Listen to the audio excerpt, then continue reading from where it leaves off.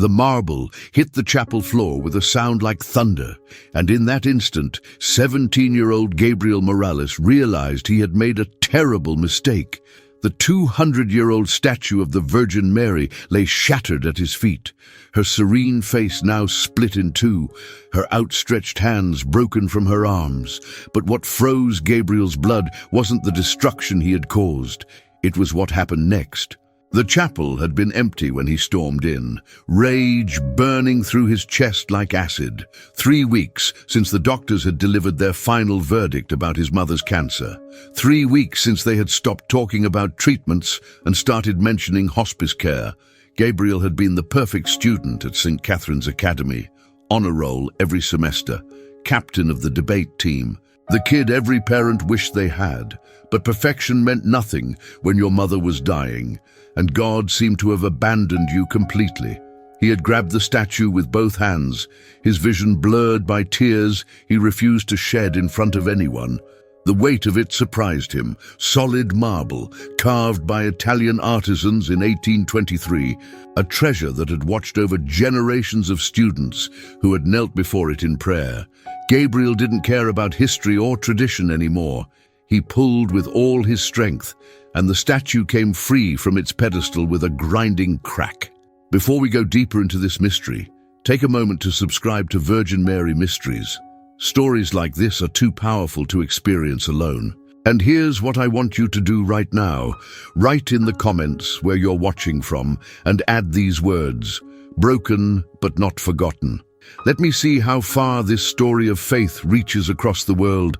But as the statue struck the floor and marble fragments scattered across the ancient stones, something impossible occurred. The chapel, which moments before had been filled with the harsh sound of destruction, fell into a silence so profound it felt alive. The late afternoon sunlight streaming through the stained glass windows seemed to brighten, casting colors Gabriel had never noticed before across the walls. And in that supernatural quiet, he heard something that made his knees buckle. His mother's voice. Not a memory, not his imagination. Her actual voice, clear as if she was standing beside him, speaking words he had never heard her say. "My son, some things must be broken before they can truly heal." Gabriel collapsed beside the shattered statue, his hands trembling as he reached toward the broken face of the Virgin Mary. Her marble eyes, though cracked down the middle, seemed to look directly at him with an expression he couldn't understand. Not anger, not judgment, but something that felt like infinite compassion. His chest heaved as sobs finally broke free, 3 weeks of suppressed grief pouring out onto the cold chapel floor. That's when Sister Margaret found him 20 minutes later, unconscious beside the ruins of the most sacred object in St. Catherine's Academy. Tears still wet on his cheeks, and his lips moving in what appeared to be silent prayer. But what she discovered next would change everything they thought they knew about miracles, faith, and the mysterious ways grace can enter a broken world. What had Gabriel seen in those moments after the statue fell that left him unconscious and forever changed? 6 months earlier, Gabriel Morales had been everything St. Catherine's Academy held up as their ideal student.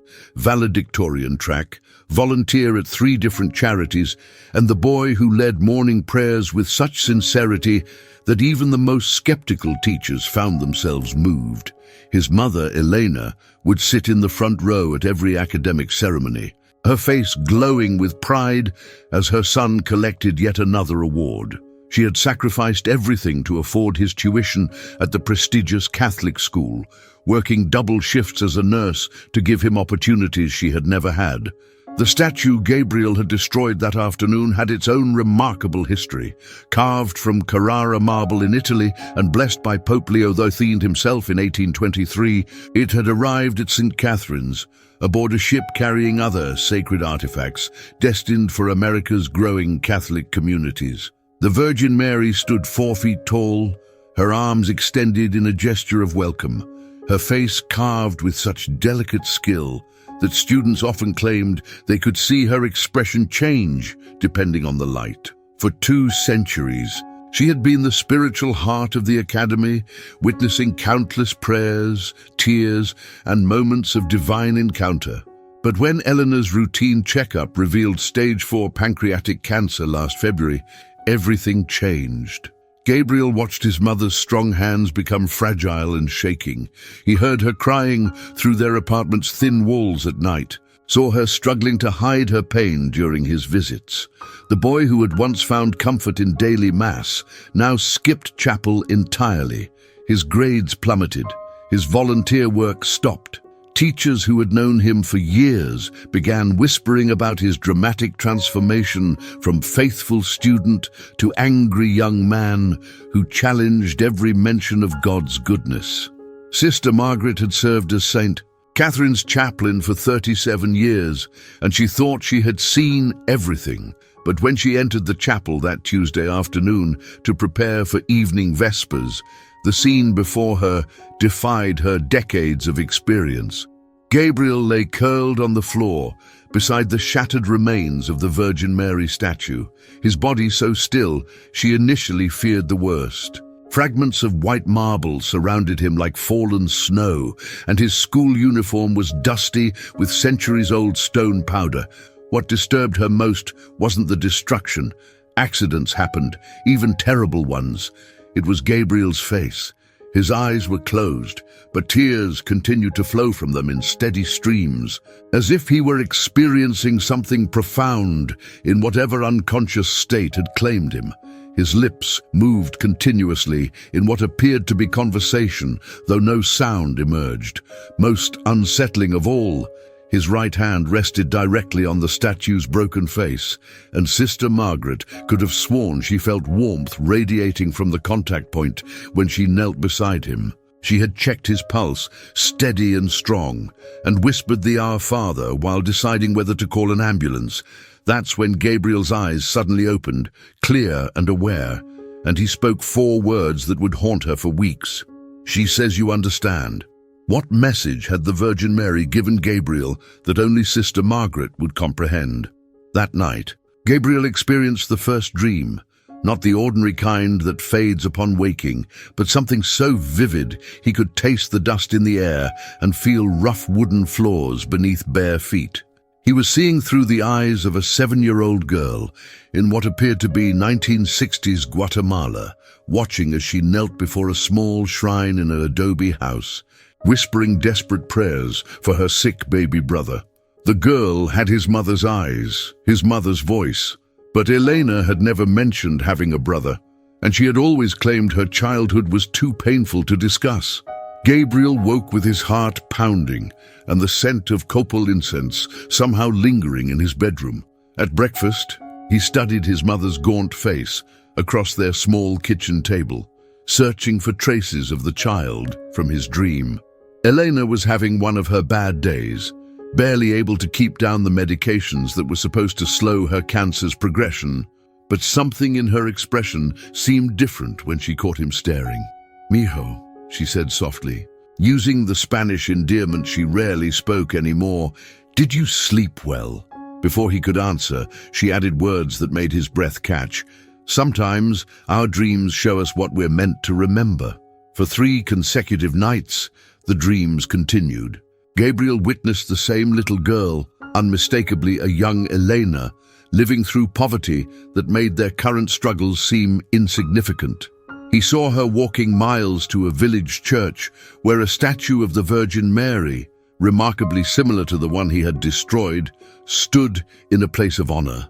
He watched her grandmother, a woman whose weathered hands never stopped moving rosary beads, teaching the girl prayers in a mixture of Spanish and what sounded like an indigenous language Gabriel didn't recognize.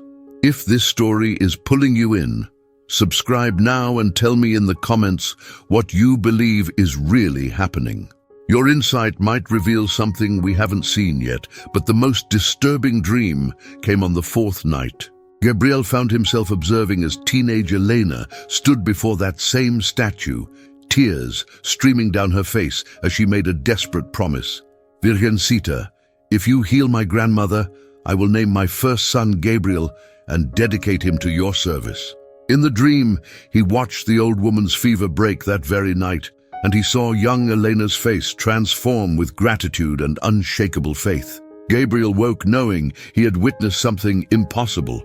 Memories that weren't his own, events his mother had never shared. Driven by a compulsion he couldn't explain, he began searching through the apartment's storage closet, looking for anything that might connect to what he had seen behind boxes of medical bills and old nursing textbooks. His fingers found a manila envelope hidden beneath loose floorboards. Inside was a yellowed letter written in Spanish, dated 3 days before his birth, addressed to Mi querido hijo Gabriel. His mother's handwriting, younger and more hopeful, but unmistakably hers. As he read the first lines, Gabriel's hands began to tremble. The letter contained details about promises made to the Virgin Mary, about a family heritage of faith he had never known existed, and about why she had chosen his name with such deliberate purpose. But the final paragraph mentioned something that made his blood run cold. A warning about what would happen if he ever turned away from the path she had chosen for him. What had his mother foreseen about this moment when she wrote that letter 17 years ago? The letter Elena had written 17 years earlier contained one final secret that Gabriel discovered only after reading it 3 times. Folded within its pages was a small piece of cloth, faded blue fabric that she described as touching the hem of the Virgin Mary statue in that Guatemalan village church. She had carried it with her to America, through nursing school, through single motherhood, through every crisis that had tested her faith, and she had always planned to give it to Gabriel when he was old enough to understand its significance. 2 days after finding the letter, Gabriel sat beside his mother's hospital bed during her weekly chemotherapy infusion. Elena looked smaller than ever against the white sheets, her once thick hair now completely gone, her skin the color of old paper. The aggressive treatment that was supposed to extend her life seemed to be destroying what remained of it instead. Gabriel watched the poison drip slowly into her bloodstream through the IV, knowing that each session brought excruciating nausea and bone-deep exhaustion that lasted for days. "Mijo," she whispered, her voice barely audible above the machine's mechanical breathing. "There's something in my purse for you." Gabriel found what she meant immediately, a rosary, unlike any he had ever seen. The beads were carved from the same blue-gray stone as the cloth in the letter, and the crucifix bore tiny engravings in that indigenous language from his dreams. Elena's grandmother had made it by hand, blessing each bead with prayers that had been passed down through generations of women who had faced impossible circumstances with unshakable faith. As Gabriel wrapped the rosary around his fingers, something extraordinary happened. His mother's face, which had been twisted in the familiar expression of chemotherapy-induced pain, suddenly relaxed. Her breathing, labored and shallow moments before, became deep and peaceful. The constant tremor in her hands, a side effect of medications that had persisted for months, simply stopped. For the first time since her diagnosis, Elena looked genuinely comfortable. Dr. Martinez, who had been monitoring Elena's vital signs on the nearby computer screen, frowned and checked his equipment. Her blood pressure had normalized, her heart rate had steadied, and the readings that typically showed elevated stress markers during treatment were displaying numbers he had never seen in a chemotherapy patient. He ordered additional blood work, suspecting equipment malfunction, but every test confirmed what the monitors were reporting.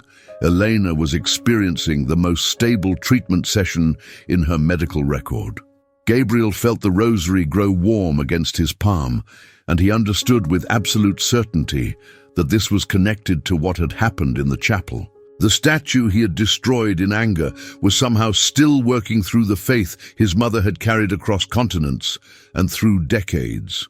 Elena opened her eyes and looked directly at him, her gaze clear and alert for the first time in weeks. "You felt it too, didn't you?" she asked, and Gabriel realized she had known all along that something miraculous was happening. That evening, As Gabriel walked through St. Catherine's campus toward the chapel, he faced a question that challenged everything he thought he understood about divine mercy. How could a statue he had shattered in fury continue to answer prayers with such precise tenderness? Word of Gabriel's transformation spread through St. Catherine's Academy like wildfire, though no one understood what had actually caused it. Students whispered about how the angry, faithless boy had suddenly returned to attending Mass, how he spent hours each day in the chapel where the broken statue remained, and how his grades had inexplicably improved overnight. But what truly caught their attention were the impossible things that began happening to anyone who approached the shattered remains with genuine need. Maria Santos, a sophomore struggling with severe anxiety attacks that had forced her to miss weeks of school, knelt beside the statue's fragments during lunch period and experienced her first panic-free day in months. Thomas Chen, whose father had been unemployed for over a year, whispered a desperate prayer over the broken marble and received news that evening that his dad had been offered a position he hadn't even applied for. Jennifer Walsh, facing expulsion for academic failure, touched one of the statue's marble hands and found herself understanding calculus concepts that had baffled her for months. Sister Margaret documented each incident with growing amazement and concern. In 37 years of ministry, she had witnessed many instances of answered prayer, but never with such immediate and undeniable results. More troubling was how the students seemed drawn to the destruction rather than repelled by it. They would enter the chapel, see the scattered pieces of the centuries-old statue, and instead of feeling horror at the desecration, they experienced an overwhelming urge to kneel and pray. Principal Reynolds called an emergency meeting with the school's board of directors after parents began demanding explanations for their children's sudden spiritual intensity. Some families worried their teenagers were involved in cult-like behavior. Others complained that St. Catherine's was encouraging superstition rather than authentic Catholic faith. The insurance company had already approved funds to replace the destroyed statue with an exact replica, and Reynolds wanted the broken pieces removed immediately to prevent further disruption. But Sister Margaret made a discovery that changed everything. During evening vespers, as she lit candles around the chapel for her usual prayer time, she noticed something extraordinary happening to the broken marble. In the flickering candlelight, the fragments seemed to emit a soft luminescence that had nothing to do with reflection. She extinguished all the candles and waited for her eyes to adjust to complete darkness. The glow remained, faint but unmistakable, as if the stone itself contained some internal source of light. She called Gabriel to the chapel that night and watched as he approached the fragments with the reverence of someone entering the presence of the divine. When he placed his hands on the broken face of the Virgin Mary, the luminescence intensified, and Sister Margaret heard him whisper words that made her blood run cold. "She says they're going to try to take you away, but we can't let that happen." Gabriel looked up at Sister Margaret, his young face etched with determination and fear. "The administration doesn't understand what they're dealing with, do they? They think this is just broken marble, but it's become something else entirely." As if responding to his words, every candle in the chapel spontaneously ignited, filling the sacred space with warm light and the subtle scent of roses that had no earthly source. What was the Virgin Mary preparing Gabriel and Sister Margaret to protect, and who was coming to take it away? Gabriel had never expected to see his father again. Luis Morales had walked out of their lives when Gabriel was 8 years old, claiming he couldn't handle the responsibility of raising a child or supporting a woman who worked more hours than she was home. For 9 years, there had been no phone calls, no birthday cards, no acknowledgement that he had a son who wondered every day why he wasn't worth staying for. Eleanor had forbidden Gabriel from even speaking his father's name, and Gabriel had learned to bury the hurt so deep it felt like part of his bones. But on Thursday evening, as Gabriel sat in Elena's hospital room reading aloud from the Psalms while she dozed fitfully between waves of nausea, a familiar voice spoke from the doorway. She always loved that passage. Gabriel's head snapped up to see Luis standing in the entrance, his hair now grey at the temples, his clothes wrinkled as if he had driven through the night without stopping. His face bore the weathered lines of a man who had spent years carrying regret, and his hands shook slightly as he gripped a bouquet of white roses, Elena's favorite flowers from their brief marriage. "What are you doing here?" Gabriel's voice came out harsher than he intended, years of abandonment crystallizing into raw anger. Elena stirred at the sound, her eyes opening slowly, and when she saw Luis, her expression shifted through surprise, pain, and something Gabriel couldn't identify. Luis stepped forward tentatively, as if approaching a wild animal that might flee at any sudden movement. "I don't know," Luis admitted, his voice thick with emotion. "I was in Phoenix working construction, hadn't thought about Denver in years. Then 3 nights ago, I started having these dreams about Elena being sick, about you needing something. The dreams got so intense I couldn't sleep, couldn't eat. Yesterday I got in my truck and just started driving. I didn't even know she was in the hospital until I called her work and they told me." Gabriel felt the rosary in his pocket grow warm against his leg, and he understood with startling clarity that this was another manifestation of the Virgin Mary's intervention. As Luis approached Elena's bedside, Gabriel pulled out the ancient beads and began silently praying the mysteries his mother had taught him as a child.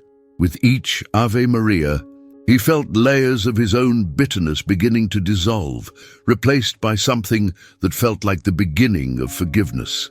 Elena reached out with a trembling hand and touched Luis's face. "You came," she whispered, and the simple words carried forgiveness that Gabriel had never imagined possible. Luis broke down, sobbing, falling to his knees beside her bed, pouring out apologies that had festered in his heart for nearly a decade.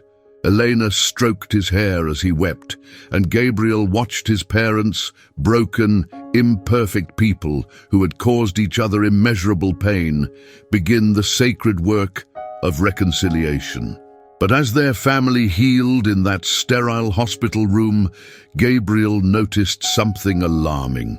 Each time he prayed with the rosary, Elena seemed to grow stronger, but the beads themselves appeared to be growing dimmer, as if the miraculous power they contained was finite and slowly being depleted. How much divine intervention remained, and would it be enough to save his mother's life? At 2:47 a.m. on Friday morning, Gabriel's phone rang with the call every child of a terminally ill parent dreads. Dr. Martinez's voice was gentle but unforgiving. Elena had taken a sudden turn for the worse. Her organs were beginning to shut down, and they estimated she had perhaps 6 hours remaining.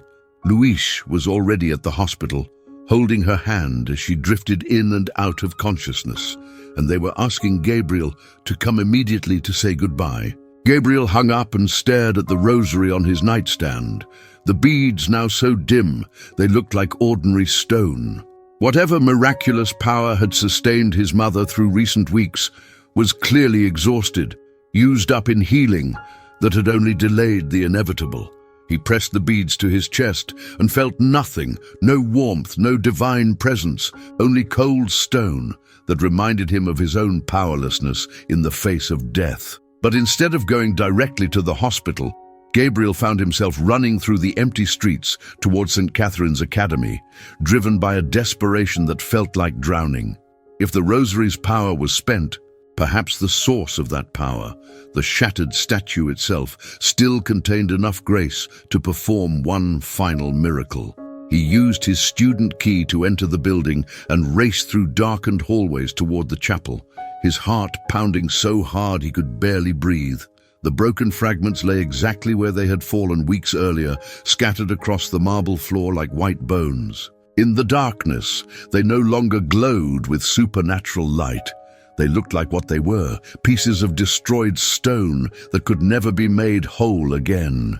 Gabriel dropped to his knees and began frantically gathering the largest pieces, trying to fit them together with shaking hands, tears streaming down his face as he whispered increasingly desperate prayers. "Please, He sobbed as he struggled to balance the statue's severed head against her broken torso.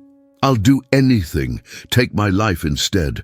I'm the one who destroyed her. I'm the one who lost faith." But marble wasn't meant to be repaired by human hands, and the pieces kept falling apart, sharp edges cutting into his palms as he tried again and again to restore what he had ruined in anger. When his blood finally touched the statue's broken face, everything changed.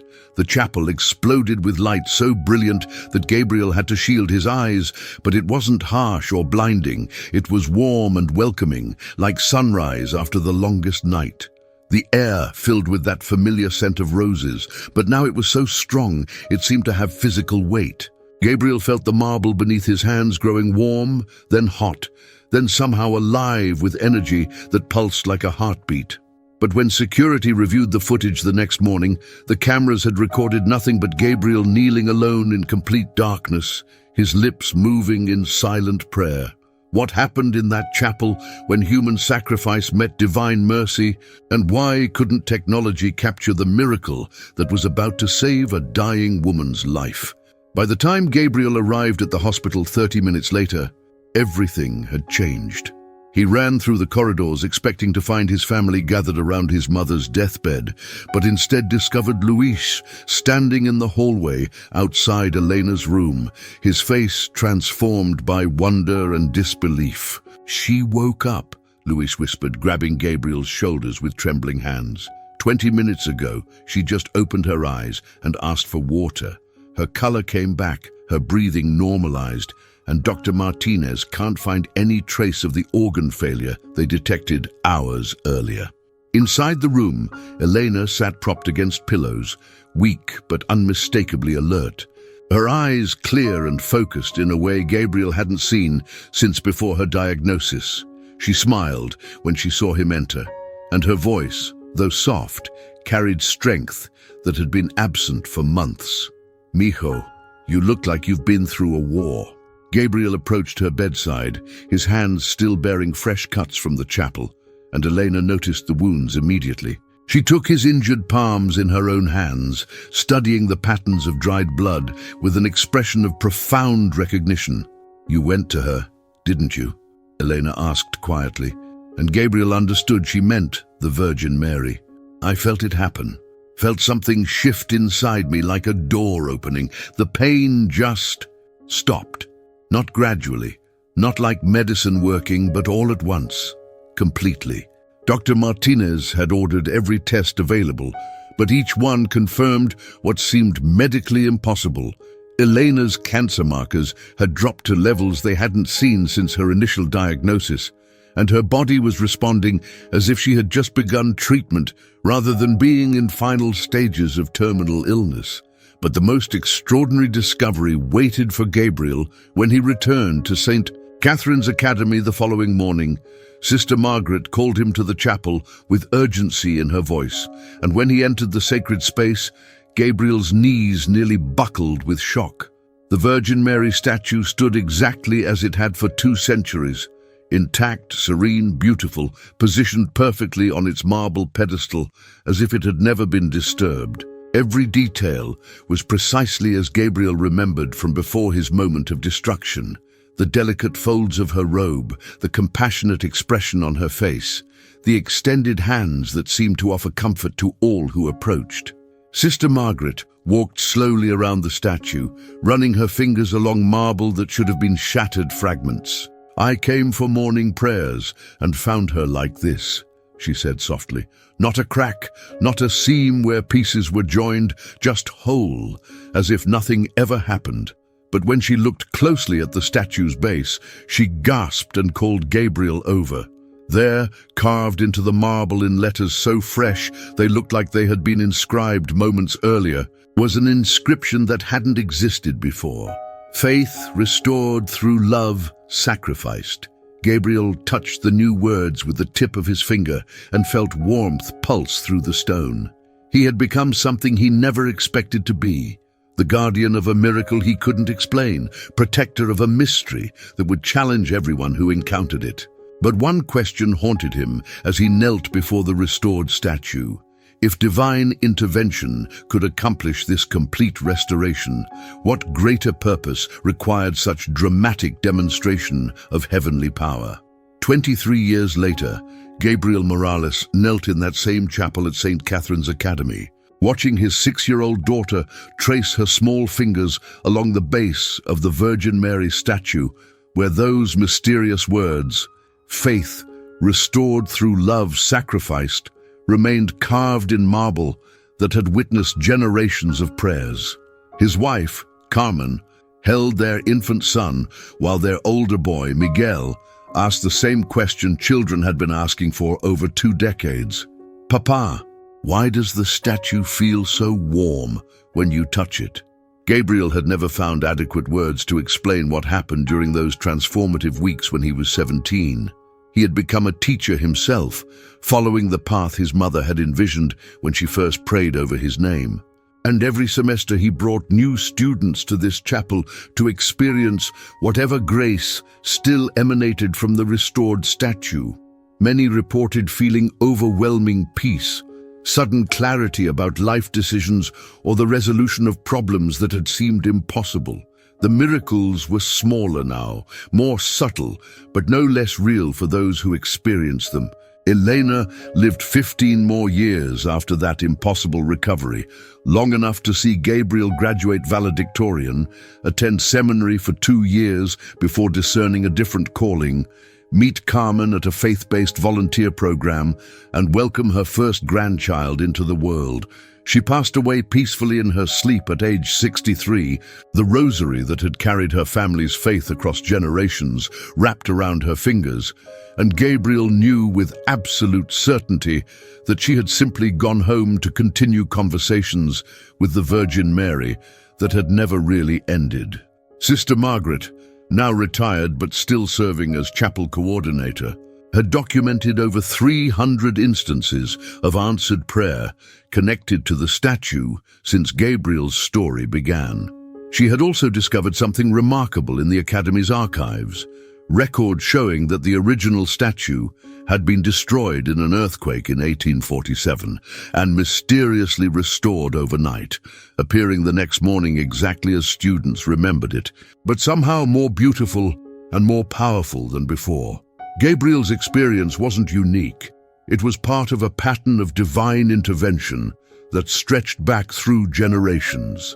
As his children played quietly in the chapel pews, Gabriel reflected on the painful truth that some blessings only come through breaking. His moment of greatest destruction had become the foundation for his deepest faith. The anger that had driven him to pull down a sacred statue had been transformed into the compassion that now guided his teaching and his parenting. Sometimes the Virgin Mary allows precious things to shatter so that when she rebuilds them, they can hold more grace than they ever could before. If this story moved you, subscribe to Virgin Mary Mysteries so you never miss the next chapter in these extraordinary mysteries. And before you go, I want to create something beautiful in the comments. Write these 3 words, broken but blessed, and let's see how many hearts this story has touched across the world. Every comment becomes part of our prayer chain, connecting believers who understand that sometimes our greatest destruction leads to our most profound healing. May the Virgin Mary continue to guide you through whatever needs breaking in your life so that divine love can rebuild it into something more beautiful than you ever imagined possible.